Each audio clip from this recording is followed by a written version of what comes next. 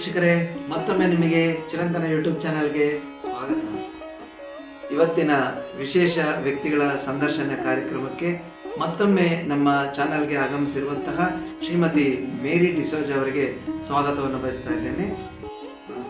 ನಮಸ್ತೆ sir. Madam, ಈಗಾಗಲೇ ನಮ್ಮ ಚಾನೆಲ್ನಲ್ಲಿ ನಿಮ್ಮ ಬಗ್ಗೆ ಸಂದರ್ಶನ ಪ್ರಸಾರ ಆಗಿದೆ.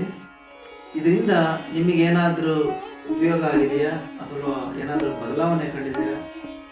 ಖಂಡಿತವಾಗಿ ಬದಲಾವಣೆ ಕಂಡಿದೆ ಸರ್.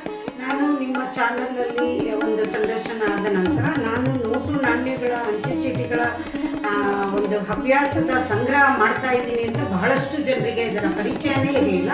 ಈ ಚಾನಲ್ ಮೂಲಕ ಇಡೀ ಭಾರತ ದೇಶನೇ ನೋಡೋ ಹಾಗೆ ಆಯಿತು. ಈ ಒಂದು ಉಪಯೋಗ ನಾನು ಕಂಡಿದ್ದೀನಿ ಇದರ ಮೂಲಕ. ಈ ಒಂದು ಸಂದರ್ಶನವನ್ನು ನೋಡಿದ ನಂತರ ನವದೆಹಲಿ ಆಗಿರ್ಬೋದು, ಬೆಂಗಳೂರು ಆಗಿರ್ಬೋದು, ಅಥವಾ ಲಕ್ನೋ, ಸ್ಪೆಷಲ್ ಆಗಿ ಲಕ್ನೋ, ದೆನ್ ಹುಬ್ಬಳ್ಳಿ, ಈ ಎಲ್ಲ ಕಡೆಗಳಿಂದ ನನಗೆ ಬಹಳ ಕರೆಗಳು ಬಂದಿತ್ತು. ಮತ್ತು ಬಹಳ ಜನರು ಈ ಒಂದು ವಾಹಿನಿಯನ್ನು ನೋಡಿದಂಥ ಜನರು ಬಹಳವಾಗಿ ಅದಕ್ಕೆ ಒಳ್ಳೆಯ ಅವರ ಕಾಮೆಂಟ್ಸನ್ನು ಹಾಕಿದ್ದಾರೆ. ಸ್ಥಳೀಯವಾಗಿ ಹೇಳಬೇಕು ಅಂದರೆ ಶಿವಮೊಗ್ಗದ ನಗರದಲ್ಲಿ ಕನ್ನಡ ಸಾಹಿತ್ಯ ಸಮ್ಮೇಳನ ನಡೆಯಿತು.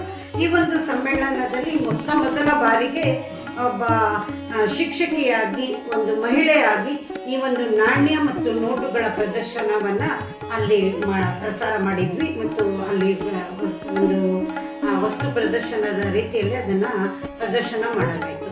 ಅದನಂತರ ಸರ್ಕಾರಿ ಶಾಲೆಗಳಲ್ಲಿ, ಅದರಲ್ಲೂ ಸ್ಪೆಷಲ್ ಆಗಿ ಗುರುಪುರದ ಸರ್ಕಾರಿ ಶಾಲೆಯಲ್ಲಿ ಇದನ್ನು ಪ್ರಸಾರ ಮಾಡಿದ್ವಿ. ತದನಂತರ ಮಧುರಾ ಪ್ಯಾರಡೈಸಲ್ಲಿ ಒಂದು ಕನ್ನಡ ಸಾಹಿತ್ಯ ಸಮ್ಮೇಳನ ಚಿಕ್ಕ ಮಟ್ಟದಲ್ಲಿ ನಡೆಯಿತು. ಅಲ್ಲಿ ಕೂಡ ನಾವು ಇದೊಂದು ಪ್ರದರ್ಶನವನ್ನು, ನಾಟ್ಯ ನೋಟುಗಳ ಪ್ರದರ್ಶನವನ್ನು ಮಾಡಿದ್ವಿ.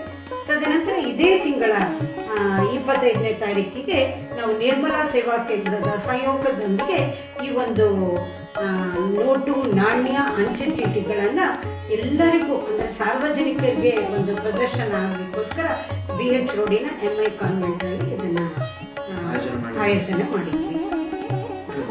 ಈಗಾಗಲೇ ನೀವು ಸಾಕಷ್ಟು ಕಡೆ ನಾಣ್ಯ ಪ್ರದರ್ಶನ ಮಾಡಿದ್ದೀರಾ ಅಂತ ಹೇಳಿದ್ದೀರಿ. ಇದರಿಂದ ಸಾರ್ವಜನಿಕರ ಪ್ರತಿಕ್ರಿಯೆ ಏನಿತ್ತು? ಸಾರ್ವಜನಿಕರ ಪ್ರತಿಕ್ರಿಯೆ ಅಂದರೆ ಬಹಳ ಮಟ್ಟಿಗೆ ತುಂಬಾ ಪ್ರತಿಕ್ರಿಯೆ ಬಂದಿದೆ ಸರ್. ಈ ಪ್ರತಿಕ್ರಿಯೆಯಿಂದ ನಾವು ಕೇವಲ ಒಂದು ದಿನಕ್ಕೆ ಸೀಮಿತವಾಗಿದ್ದಂಥ ಕಾರ್ಯಕ್ರಮವನ್ನು ನಾವು 2 ದಿನ 3 ದಿನಕ್ಕೆ ನಾವು ಅದನ್ನು ಜಾಸ್ತಿ ಮಾಡಿದ್ವಿ.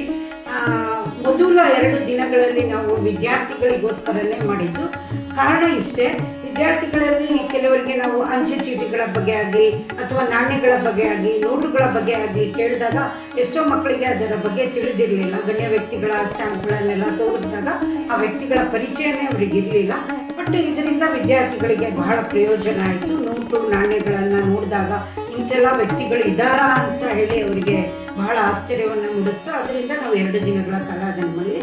ಸಾರ್ವಜನಿಕರಿಗೋಸ್ಕರ ನಾವು ಮಾಡಿದಾಗ ಕನ್ನಡ ಸಾಹಿತ್ಯ ಪರಿಷತ್ತಲ್ಲಿ ನಾನು ಪ್ರಥಮ ಬಾರಿಗೆ ನನ್ನ ಪ್ರದರ್ಶನವನ್ನು ನಡೆದಾಗ ಸಾರ್ವಜನಿಕ ಶಿಕ್ಷಣ ಇಲಾಖೆಯ ಮಧು ಬಂಗಾರಪ್ಪ ಶಿಕ್ಷಣ ಸಚಿವರು ಬಂದಿದ್ದರು. ಹಾಗೆ ಕನ್ನಡ ಸಾಹಿತ್ಯ ಅಭಿಮಾನಿಗಳು, ಬಹಳ ಜನ ಸಾಹಿತಿಗಳು, ಕವಿಗಳು ಎಲ್ಲ ಅದರ ಪ್ರದರ್ಶನದ ಪ್ರಯೋಜನವನ್ನು ಪಡೆದರು. ಸಾರ್ವಜನಿಕರು ಕೂಡ ಅದರ ಪ್ರಯೋಜನವನ್ನು ಪಡೆದರು. ನಾವು ಕಳೆದ 25ನೇ ತಾರೀಕಿನಲ್ಲಿ ಮಾಡಿದಂಥ ಈ ಒಂದು ಪ್ರದರ್ಶನದಲ್ಲಿ 125 ಕಾಲೇಜು ವಿದ್ಯಾರ್ಥಿಗಳು ಇದನ್ನು ನೋಡಿದರು. ಆಮೇಲೆ ಹೈಸ್ಕೂಲ್ ವಿದ್ಯಾರ್ಥಿಗಳು ಹಾಗೆ ಪ್ರೈಮರಿ ಶಾಲೆ ವಿದ್ಯಾರ್ಥಿಗಳು ಕೂಡ ನೋಡಿದರು. ಇದರ ಜೊತೆಗೆ ನಿರ್ಮಲಾ ಸೇವಾ ಕೇಂದ್ರದ ಸಾರ್ವಜನಿಕರು ಬಂದು ಕೂಡ ಅದನ್ನು ಪ್ರದರ್ಶನವನ್ನು ನೋಡಿದರು. ಇದರಲ್ಲಿ ಅಶೋಕ್ ಪೈ ಕಟೀಲ್ ವಿದ್ಯಾರ್ಥಿಗಳು, ಅಂದರೆ MSW ಮಾಡೋ, BSW ಮಾಡೋಂಥ ವಿದ್ಯಾರ್ಥಿಗಳು ಕೂಡ ಇದನ್ನು ನೋಡಿದರು ಸರ್ ಇದ್ರ ಬಗ್ಗೆ. ಮತ್ತು ತುಂಬ ಜನರಿಗೆ ಗೊತ್ತಿರಲಿಲ್ಲ ನೋಟುಗಳಲ್ಲಿ, ನಾಣ್ಯಗಳಲ್ಲಿ ಅಥವಾ ಸ್ಟ್ಯಾಂಪುಗಳಲ್ಲಿ ವ್ಯಕ್ತಿಗಳ ಚಿತ್ರಣಗಳಿದೆ ಅಂತ.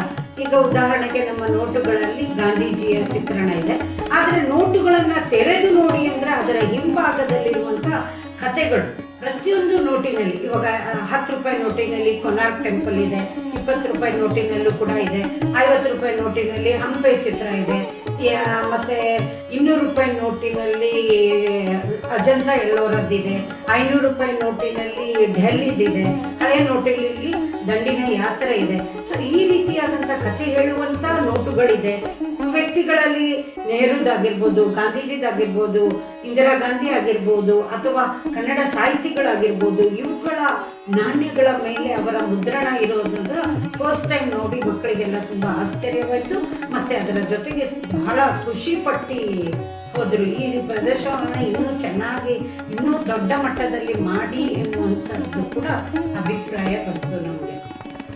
ಈ ನೋಟುಗಳ ಭಾರತ ದೇಶದ ನೋಟುಗಳ ಜೊತೆಯಲ್ಲೂ ಕೂಡ 193 ರಾಷ್ಟ್ರಗಳ ನೋಟುಗಳು, ಸ್ಟ್ಯಾಂಪ್ಗಳು ಮತ್ತು ನಾಣ್ಯಗಳನ್ನು ಕೂಡ ಅಲ್ಲಿ ಪ್ರದರ್ಶನವನ್ನು ಮಾಡಿದ್ವಿ. ಒಂದೇ ಸೂರಿನ ಅಡಿಯಲ್ಲಿ 193 ರಾಷ್ಟ್ರಗಳ ಕರೆನ್ಸಿಗಳನ್ನು ಮತ್ತು ಆ ರಾಷ್ಟ್ರದ ಲಾಂಛನ, ರಾಷ್ಟ್ರ ಧ್ವಜ ಮತ್ತು ಆ ಕರೆನ್ಸಿಗೆ ಏನಂತ ಕರೀತಾರೆ ಅನ್ನುವಂಥದ್ದು ಕೂಡ ಅಲ್ಲಿ ನಾವು ಪ್ರದರ್ಶನವನ್ನು ಮಾಡಿದ್ವಿ ನಿರ್ಮಲಾ ಸೇವಾ ಕೇಂದ್ರದಲ್ಲಿ. ವೀಕ್ಷಕರೇ, ಶ್ರೀಮತಿ ಮೇರಿ ಡಿಸೋಜಾ ಅವರಿಗೆ ನಾಣ್ಯ ಹಾಗೂ ನೋಟು ಪ್ರದರ್ಶನಕ್ಕೆ ಅವಕಾಶ ಮಾಡಿಕೊಟ್ಟಂತಹ ನಿರ್ಮಲಾ ಸೇವಾ ಕೇಂದ್ರದ ನಿರ್ದೇಶಕಿಯಾದಂತಹ ಸಿಸ್ಟರ್ ಎಲಿಜಾ ಅವರು ನಮ್ಮೊಂದಿಗಿದ್ದಾರೆ. ಬನ್ನಿ ಅವರ ಅನಿಸಿಕೆಗಳನ್ನು ಕೇಳೋಣ. ನಮಸ್ತೆ ಮೇಡಮ್, ನಮ್ಮ ಚಿರಂತನ ಯೂಟ್ಯೂಬ್ ಚಾನಲ್ಗೆ ನಿಮಗೆ ಸ್ವಾಗತ ಬಯಸ್ತಾ ಇದ್ದೀನಿ.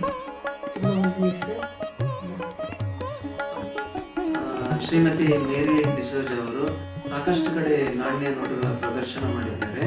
ಅವರ ಸಂದರ್ಶನದಲ್ಲಿ ನಾನು ನಿರ್ಮಲಾ ಸಂಸ್ಥೆಯಲ್ಲೂ ಕೂಡ ನಾಣ್ಯ ನೋಟುಗಳ ಪ್ರದರ್ಶನ ಮಾಡಿದ್ದೀವಿ ಅಂತ ಹೇಳಿದ್ರು. ಹಾಗೆ ನಿಮ್ಮ ಸಂಸ್ಥೆಯಲ್ಲೂ ಕೂಡ ಅವಕಾಶ ಮಾಡಿಕೊಡ್ಬೇಕು ಅಂತ ನಿಮಗೆ ಯಾಕೆ ಅನಿಸ್ತು? ನನ್ನ ವೈಯಕ್ತಿಕ ಅನಿಸಿಕೆ ಅಂದರೆ ನನಗೆ ಒಂದು ಸಂತೋಷದ ವಿಷಯ ಇದು.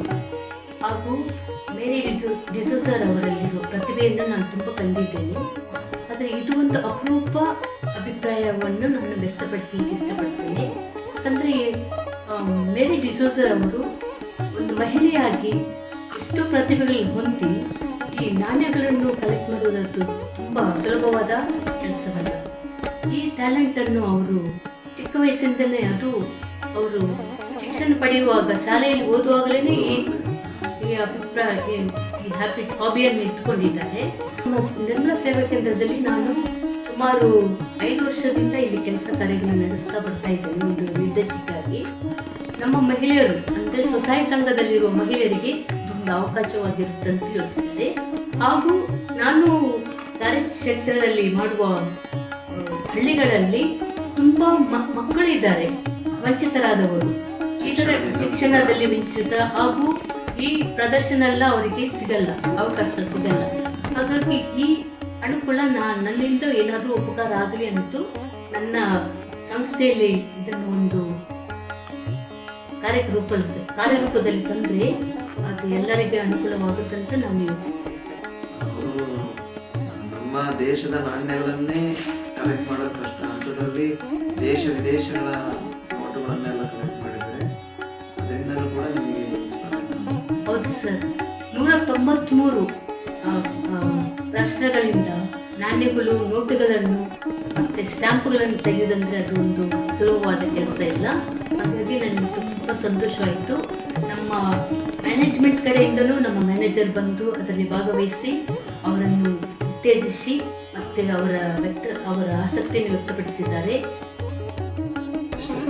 ಈಗ ತಾನೇ ಹೇಳಿದ್ರಿ, ಶಿಕ್ಷಣದಿಂದ ವಂಚಿತರಾಗಿರೋರಿಗೋಸ್ಕರ ಈ ಒಂದು ಕಾರ್ಯಕ್ರಮವನ್ನು ಮಾಡ್ತಿದ್ವಿ ಅಂತ.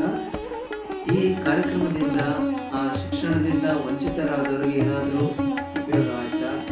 ನೀವಲ್ಲಿ ಪ್ರದರ್ಶನ ಮಾಡೋದಕ್ಕೆ ಏನಾದರೂ ನಿಮಗೆ ಸಾರ್ಥಕತೆ ಅನ್ನಿಸ್ತಾ ಅಂತ ನಮ್ಮ ವೀಕ್ಷಕರಿಗೆ ಸ್ವಲ್ಪ ತಿಳಿಸ್ಕೊಡ್ತೀರಾ? ಖಂಡಿತವಾಗಿ. ನಮ್ಮ ಕಾರ್ಯಕ್ರಮ ಮುಗಿದ ನಂತರವೇ ನನ್ನ ಸ್ಟೇಟಸಲ್ಲಿ ಒಂದು 5-6 ಪಿಕ್ಚರ್ಗಳನ್ನು ಅಪ್ಲೋಡ್ ಮಾಡಿದೆ. ಅದರಲ್ಲಿ ಸುಮಾರು ಮಹಿಳೆಯರು, ಸಿಸ್ಟರ್ ಯಾಕೆ ಒಂದೇ ಈ ಕೊಠಡಿಯಲ್ಲೇ ನೀವು ಮಾಡಿದ್ರೆ ಈ ಕಾರ್ಯಕ್ರಮವನ್ನು, ಆ ಸಮುದಾಯ ಭವನದಲ್ಲಿ ಇಟ್ಟಿದ್ದೀರಿ, ಸುಮಾರು ಜನ ಬಂದಿರ್ತೀವಿ ಅಂತ ಹೇಳಿದ್ರು ಸರ್. ಹಾಗೂ ನಮ್ಮ ಮ್ಯಾನೇಜ್ಮೆಂಟ್ ಕಡೆಯಿಂದಲೂ ನಮ್ಮ ಶಾಲಾ ಮಕ್ಕಳಿಗೆ ಜೂನಿಂದ ಅವರು ಸ್ಕೂಲ್ ಪ್ರಾರಂಭವಾಗುವಾಗ ಈ ಕಾರ್ಯಕ್ರಮವನ್ನು ನಾವು ದೊಡ್ಡ ಮಟ್ಟದಲ್ಲಿ ಪ್ರದರ್ಶನ ಮಾಡಲೇಬೇಕು, ಬೇರೆಯವರಿಗೆ ತಿಳಿಸಿ ಅಂತ ಹೇಳಿದ್ದಾರೆ. ಸುಮಾರು ಫೀಡ್ಬ್ಯಾಕ್ ಸಿಕ್ಕಿದೆ ಸರ್ ನನಗೆ. ಹಾಗೂ ನಮ್ಮ ಮಹಿಳೆಯರು ಎಸ್ಪೆಷಲಿ ಹಳ್ಳಿ ಕಡೆ ಗ್ರಾಮದಿಂದ ಬಂದವರು ಅವರು ಹೇಳಿದರು, ಸಿಸ್ಟರ್ ನಾವು ನಮ್ಮ ಭಾರತದಲ್ಲಿ ನಮ್ಮ 500 ರೂಪಾಯಿ 1000 ರೂಪಾಯಿ ನೋಟುಗಳನ್ನು ನೋಡಿ ಬೆಳೆದವರು, 1 ರೂಪಾಯಿ 2 ರೂಪಾಯಿ ಕಾಲದಲ್ಲಿ ಇದ್ದವರಿಗೆ ಇದು ಒಂದು ಅದ್ಭುತವಾದ ಕಾರ್ಯಕ್ರಮ ಹಾಗೂ ನಮಗೆ ಎಷ್ಟು ಒಂದು ಅವಕಾಶವನ್ನು ಮಾಡಿಕೊಟ್ಟಿದ್ದೀರಾ, ಇದಕ್ಕೆ ತುಂಬ ವಂದನೆ ಮತ್ತು ಆಭಾರಿಯಾಗಿದ್ದೇವೆ ಅಂತ ಹೇಳಿದರು. ಹಾಗೂ ಮೇರಿ ಡಿಸೂಜರ್ ಅವರ ಪ್ರತಿಭೆ ತುಂಬ ಜನರಿಗೆ ಯಾರಿಗೆಲ್ಲ ತಿಳಿಯಲಿಲ್ಲವೋ ಅವರಿಗೆಲ್ಲ ಇದು ಒಂದು ಅರಿವು ಮೂಡಿಸುವ ಕಾರ್ಯಕ್ರಮವಾಗಿ ನಮ್ಮ ಸಂಸ್ಥೆಗೆ ಒಂದು ಅನುಕೂಲ ಮಾಡಿಸುತ್ತೇವೆ.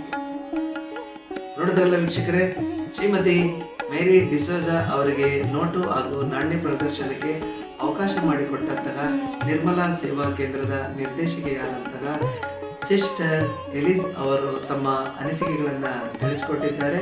ನಮ್ಮ ಚಾನಲ್ಗೆ ಬಂದಿದ್ದಕ್ಕೆ ನಿಮಗೆ ತುಂಬ ಹೃದಯದ ಧನ್ಯವಾದಗಳು. ವೀಕ್ಷಕರೇ, ನಿರ್ಮಲಾ ಸೇವಾ ಕೇಂದ್ರದ ಕಾರ್ಯಕರ್ತೆಯಾದಂತಹ ಶ್ರೀಮತಿ ಸೀನಾತಮನ್ ಅವರು ಕೂಡ ನಮ್ಮ ಸ್ಟುಡಿಯೋದಲ್ಲಿದ್ದಾರೆ. ಈ ನೋಟು ನಾಣ್ಯ ಪ್ರದರ್ಶನದ ಬಗ್ಗೆ ಅವರ ಅಭಿಪ್ರಾಯಗಳನ್ನು ಅನಿಸಿಕೆಗಳನ್ನು ತಿಳ್ಕೊಳ್ಳೋಣ ಬನ್ನಿ. ನಮಸ್ತೆ ಮೇಡಮ್. ನಮ್ಮ ಚಿರಂತನ ಯೂಟ್ಯೂಬ್ ಚಾನಲ್ಗೆ ನಿಮಗೆ ಸ್ವಾಗತ. ಮೇಡಮ್, ನಿಮ್ಮ ಸಂಸ್ಥೆಯಲ್ಲಿ ಆಯೋಜಿಸಿದಂತಹ ಈ ನೋಟು ಪ್ರದರ್ಶನ ಕಾರ್ಯಕ್ರಮದಲ್ಲಿ ಏನೆಲ್ಲ ಉಪಯೋಗ ಆಯಿತು ಅಂತ ನಿಮ್ಮ ಅನಿಸಿಕೆಗಳನ್ನು ತಿಳಿಸ್ತೇವೆ. ಇದೊಂದು ಅತ್ಯದ್ಭುತವಾದ ಕಾರ್ಯಕ್ರಮ ಸರ್. ಇದೊಂದು ಫೋನ್ಪೇ ತರಹದ ಮೊಬೈಲ್ ಸೇವೆ, ಬ್ಯಾಂಕಿಂಗ್ ಸೇವೆ ನಡೆಯುತ್ತಿರುವ ಈಗಿನ ಕಾಲದಲ್ಲಿ ಮಕ್ಕಳಿಗೆ ಹಳೆಯ ನೋಟ್ ಯಾವುದು, ಹಳೆ ನಾಣ್ಯಗಳ ಬಗ್ಗೆ ಪರಿಚಯನೇ ಇರಲಿಲ್ಲ. ಹಾಗಾಗಿ ನಮ್ಮ ಸಂಸ್ಥೆಯಲ್ಲಿ ಮೇರಿ ಡಿಸೋಜರ್ ಅವರು ಒಂದು ಕಾರ್ಯಕ್ರಮನ ಆಯೋಜಿಸಿ ಹಳೆ ನೋಟು, ಹಳೆ ಸ್ಟ್ಯಾಂಪ್ ಆಗಿರ್ಬೋದು ಅದ್ರ ಬಗ್ಗೆ ಎಲ್ಲ ವಿವರವಾಗಿ ಹೇಳಿರ್ತಾರೆ. ಅಟೀಲ್ ಅಶೋಕ್ ಪೈ ಕಾಲೇಜಿನ BSW ವಿದ್ಯಾರ್ಥಿಗಳು ಮತ್ತು ಸೇಲರ್ ಕಾಲೇಜಿನ ಸೆಕೆಂಡ್ PU ವಿಜ್ಞಾನ ವಿಭಾಗದ ಮಕ್ಕಳು ಅವರೆಲ್ಲರಿಗೂ ಮೇಡಮ್ ಇದೊಂದು ನಮಗೆ ಗೊತ್ತಿರಲಿಲ್ಲ. 193 ದೇಶಗಳು, ನಮ್ಮ ದೇಶದ ನೋಟುಗಳೇ ಪರಿಚಯ ಇಲ್ಲ ಮಕ್ಕಳಿಗೆ. ಅದರಲ್ಲೂ 193 ದೇಶದಂದರೆ ಅವ್ರಿಗೆ ತುಂಬ ಒಂಥರ ಸಂತೋಷ ಆಯಿತು. ಒಂದೇ ಸೂರಿನಲ್ಲಿ ಇದೆಲ್ಲ ಮಾಡಿದ್ದೇವೆ, ತುಂಬ ಸಂತೋಷದ ವಿಷಯ. ಮತ್ತು ಸಿಸ್ಟರ್ ಅವರಿಗೂ ಮೇರಿ ಡಿಸೋಜರ್ ಅವರಿಗೂ ಚೆನ್ನಾಗಿ ಕಾರ್ಯಕ್ರಮ ನಡೆಸಿಕೊಟ್ಟಿದ್ದಾರೆ ಅಂತೇಳಿ ಎಲ್ಲ ಕಾಲೇಜಿನ ಪ್ರಿನ್ಸಿಪಲ್ಗಳು ನಮಗೆ ಥ್ಯಾಂಕ್ಸ್ ಹೇಳಿದ್ದಾರೆ ಸರ್. ಮೇಡಮ್, ಇಷ್ಟೊತ್ತು ನಮ್ಮ ಚಿರಂತನ ಯೂಟ್ಯೂಬ್ ಚಾನಲ್ನಲ್ಲಿ ಭಾಗವಹಿಸಿ ನಿಮ್ಮ ಸಂಸ್ಥೆಯಲ್ಲಿ ನಡೆದಂತಹ ನೋಟು ಹಾಗೂ ನಾಣ್ಯ ಪ್ರದರ್ಶನದ ಬಗ್ಗೆ ನಿಮ್ಮ ಅಭಿಪ್ರಾಯಗಳನ್ನು ಅನಿಸಿಕೆಗಳನ್ನು ನಮ್ಮ ವೀಕ್ಷಕರಿಗೆ ತಿಳಿಸಿಕೊಟ್ಟಿದ್ದಕ್ಕೆ ನಮ್ಮ ಚಿರಂತನ ಯೂಟ್ಯೂಬ್ ಚಾನಲ್ ಪರವಾಗಿ ನಿಮಗೆ ಧನ್ಯವಾದಗಳು ಮೇಡಮ್. ನಿಮಗೂ ಸರ್ ಚಿರಂತನ ವಾಹಿನಿ ಯೂಟ್ಯೂಬ್ ಚಾನಲ್ ಅವರಿಗೂ ಸಹ ಮತ್ತು ವೀಕ್ಷಕರಿಗೂ ಸಹ ತುಂಬ ಹೃದಯದ ಧನ್ಯವಾದಗಳು. ನೋಡಿದ್ರಲ್ಲ ವೀಕ್ಷಕರೇ, ವೃತ್ತಿಯಲ್ಲಿ ಶಿಕ್ಷಕಿ, ಪ್ರವೃತ್ತಿಯಲ್ಲಿ ನೋಟು ನಾಣ್ಯ ಅಂಚೆ ಚೀಟಿಗಳ ಸಂಗ್ರಹಗಾತಿ ಶ್ರೀಮತಿ ಮೇರಿ ಡಿಸೋಜ ಅವರ ಸಂದರ್ಶನವನ್ನು ಅವರಿಗೆ ಇದೇ ರೀತಿ ಹೆಚ್ಚಿನ ಪ್ರದರ್ಶನಕ್ಕೆ ಅವಕಾಶ ಸಿಗಲಿ ಹಾಗೂ ನಮ್ಮ ಮುಂದಿನ ಪೀಳಿಗೆ ಈ ನೋಟು ನಾಣ್ಯಗಳ ಬಗ್ಗೆ ಅರಿವು ಮೂಡಲಿ, ತಿಳ್ಕೊಳ್ಳಿ ಅಂತ ಹೇಳ್ತಾ ಈ ಒಂದು ಕಾರ್ಯಕ್ರಮಕ್ಕೆ ಆಗಮಿಸಿದ್ದಕ್ಕೆ ನಮ್ಮ ಚಿರಂತನ ಯೂಟ್ಯೂಬ್ ಚಾನಲ್ ಪರವಾಗಿ ಅವರಿಗೆ ತುಂಬ ಹೃದಯದ ಧನ್ಯವಾದಗಳು ಮೇಡಮ್. ಧನ್ಯವಾದಗಳು ಸರ್. ನಾನು ಕೂಡ ಧನ್ಯವಾದ ಹೇಳ್ತೇನೆ. ಈ ಒಂದು ಚಾನಲ್ ಮೂಲಕ ದಯವಿಟ್ಟು ವೀಕ್ಷಕರೇ ಇದನ್ನು ವೀಕ್ಷಿಸಿ ನಿಮ್ಮ ಹೆಚ್ಚಿನ ಎಲ್ಲ ಗೆಳೆಯರಿಗೆ ಮತ್ತು ನಿಮ್ಮ ಕುಟುಂಬ ವರ್ಗಕ್ಕೆ ಈ ಚಾನಲಿನ ಸಂದರ್ಶನವನ್ನು ಕಳಿಸಿ ಮತ್ತು ಹಾಗೆ ಇದಕ್ಕೆ ಒಳ್ಳೆಯ ರೀತಿಯ ಕಾಮೆಂಟನ್ನು ಬರೀರಿ ಅಂತ ಹೇಳಿ ನಾನು ನಿಮ್ಮಲ್ಲಿ ಕಳಕಳಿಯಿಂದ ವಿನಂತಿಸುತ್ತಾ ಈ ಒಂದು ಚಾನಲ್ಗೆ ನನ್ನ ತುಂಬ ಹೃದಯದ ಧನ್ಯವಾದಗಳನ್ನು ಅರ್ಪಿಸ್ತೇನೆ.